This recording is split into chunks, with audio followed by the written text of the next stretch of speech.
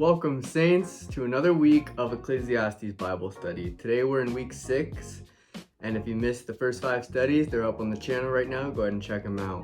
We have a lot to cover today. It's actually only 12 verses, so it's not that long, but there's a lot to discuss in depth. So we'll go ahead and pray, and then we'll get started. Dear Lord, I just want to thank you for this space. Thank you for using me as a vessel to get a message out to your people. Let them hear what they need to hear. Let them get revelation. Let them speak to them in a way that will help them in any current situations that they may be going through in their own lives. Just be with them, give them peace, give them joy, and send them lots of love.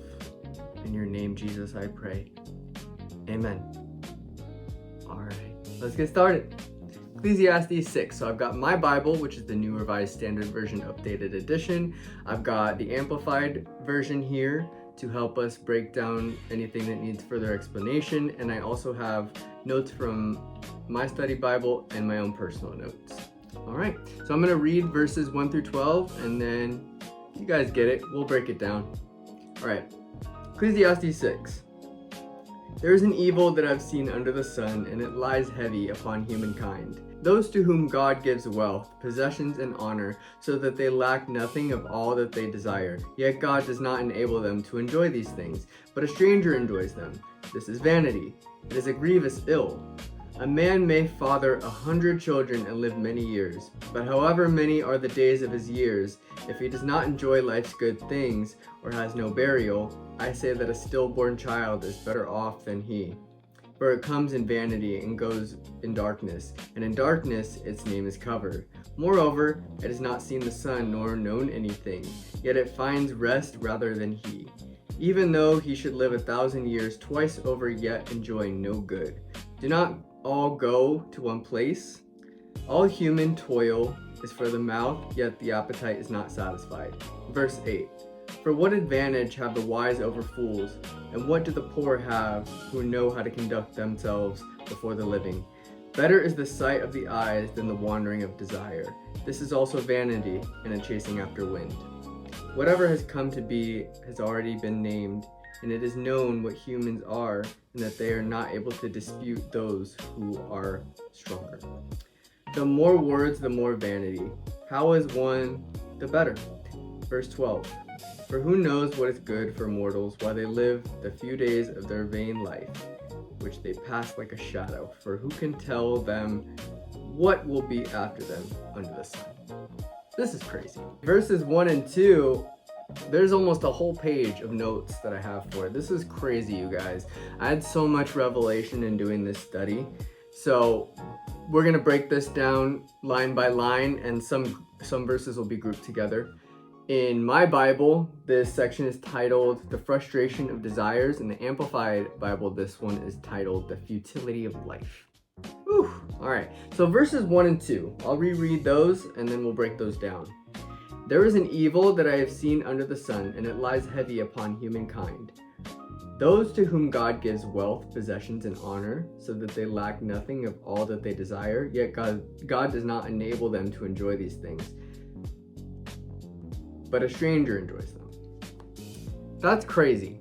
So people that have been given riches and wealth can't enjoy them, essentially, because that's one of the problems that we have in this world, is that people are so focused on what they can get. And the more that they get, not only last week we talked about how much more responsibility that they're gonna have once they get it, but the more that they accumulate, the less that it's gonna satisfy their needs. It's, our desires are insatiable because we were created to and designed to get our satisfaction from God. And that's why it's so scary. A lot of possessions and a lot of wealth and money, all of these things can be dangerous, and they could become idols, because if you focus your life on these things and you put your worth and value in your riches and your wealth and your possessions, then there's gonna be a big hole in here, because that's not what we were meant to do here on earth. Money and fame can't buy you happiness. Say that again. Matter of fact, I might. Money and fame cannot bring you happiness. chasing them is vanity, it's pointless. And he uses that again in this. That's one of the running themes in this book of Ecclesiastes, is that, you know, most things in life are futile and a chasing after the wind. And it's so true, because as we know, true everlasting joy is a gift from God. So the ability to enjoy things is a gift from God in itself. It's not a result of wealth. So just because we get something, that does not give us the ability to enjoy it. That ability to enjoy it comes from the Father himself. What a true gift that is. What a gift. And, you know, something interesting I learned while doing this study was that I wrote here, God denies the grace to find lasting joy in these things because he is the one that brings lasting satisfaction. Wealth, fame, power, and possessions can all become idols, which I said previously, which is precisely why God has limited the amount of joy we can obtain from these things. If nothing else speaks to you more than the things that you have in your possession are not more important than God, if these verses don't speak that loud enough, I don't know what will. It says it in plain sight here. We're here for God. We're not here for things. Yes, the Lord has put us here to have a glorious life. He wants us to find joy in the things that he gives us here and the blessings and gifts that he gives us. But we cannot put our worth in them, and we cannot define our lives by the things that we have. Because at the end of the day, it is futile. And I'm sorry to say that, but whatever your bank account looks like, if that's a higher number, you don't get to take that with you. As we've learned before, you don't get to take that with you when you die. So putting all your worth in your bank account, number one, we've talked about previously, that money can vanish faster than you can even say money. Also, the money that you have is not yours anyway, it belongs to God. The money is the gift from God. You're just a steward, which is a manager. And so putting all your worth in something that's going to be taken away from you anyway is just ludicrous. There's an unfair balance where the strangers get to enjoy one's wealth while the steward gets no joy at all from it. That's just why it's all the more important to put your worth and value into your relationship with God than your possessions, because that sounds unfair. Why am I getting all this money but I can't enjoy it, and then someone else gets it and they get the profit from it? That doesn't make any sense. But, you know, as the Lord says countless times, his ways are higher than our ways, and we just have to trust that. We know that God is good, and we should trust that, and we should learn to grow our relationship with him instead of focusing on what we have. Solomon labels this as a grievous evil because of the paradox of possession without participating or benefiting from the rewards given by God. Like I just said, it's not fair that others may get to benefit from what we've worked hard for. So you can enjoy and you should enjoy your money, but your money and your wealth and your fame and your power, whatever it is not and does not define you. It's not all you are. God is. Moving on. That's powerful, right? Moving on. Verses 3 and 4. A man may father 100 children and may live many years, but however many are the days of his years, if he does not enjoy life's good things or has no burial, I say that a stillborn child is better off than he. For it comes in vanity and it goes in darkness, and in darkness its name is covered. Crazy. I'm going to read verses 3 and 4 from the Amplified Version because I found this fascinating. If a man fathers 100 children and lives many years, however many they may be, but his soul is not satisfied with good things, and he is not respected and is not given a proper burial, he is not laid to rest in the sepulchre of his fathers. And then I say, better the miscarriage than he.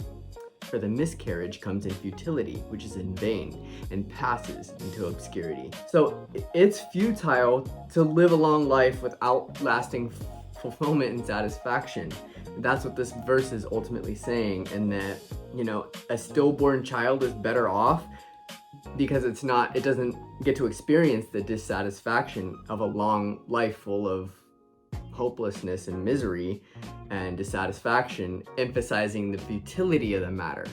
Mind blown. I'd also like to note that, you know, and I don't know this yet, but there are some things the Lord has showed me, but having children is one of the greatest gifts that life can offer. And to be able to live a full life, having all of those blessings that come from the Lord, that are like the ultimate blessings, and not being able to enjoy that is pretty sad. It's pretty pathetic in my opinion.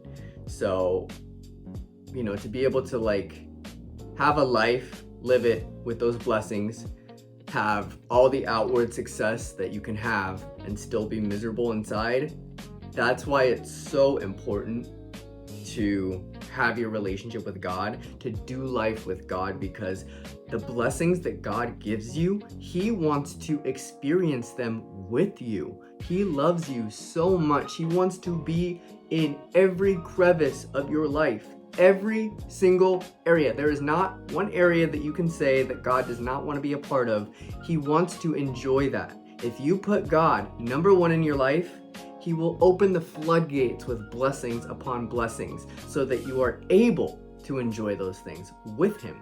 Again, the privilege to have a relationship with the King of the universe, the creator of the universe, and the gift of joy that comes from receiving all come from Him. So why not share it with Him to get the full benefit of that joy?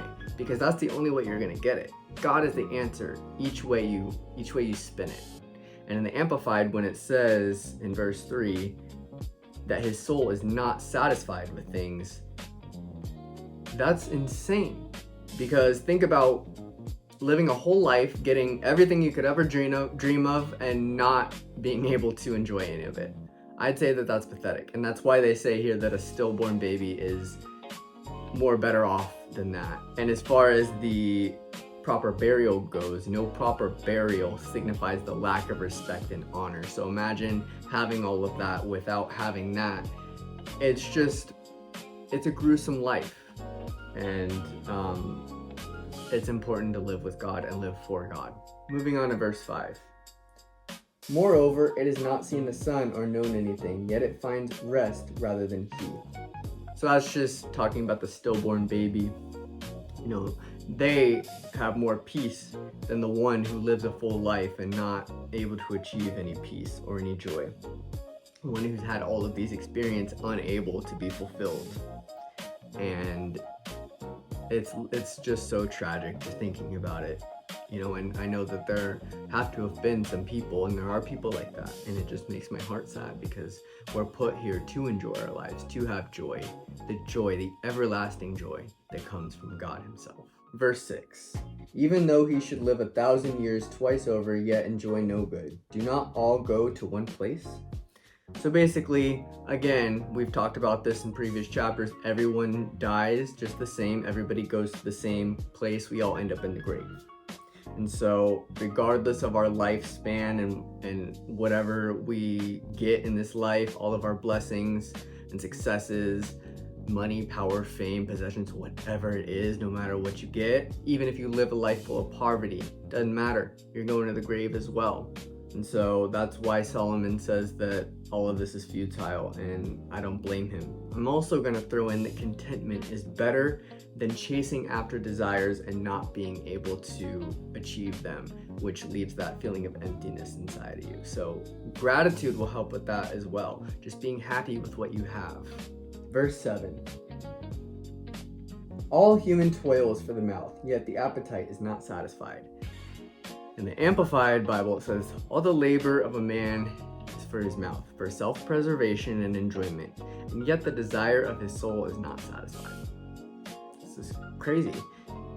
As we've been saying, human desire is insatiable, so no amount of work done can change that. You could work yourself to the bone, and it's still not going to bring you satisfaction, just as your possessions won't. One thing to note here, and this is crazy because this mimics addiction, if you satisfy one craving, guess what's going to happen? One more craving is just going to come after that. So one craving is going to follow another craving. Let's just use a cookie analogy. So if you have a roll of Oreos here and you want to eat the whole roll, but you know that that's not the best thing for you.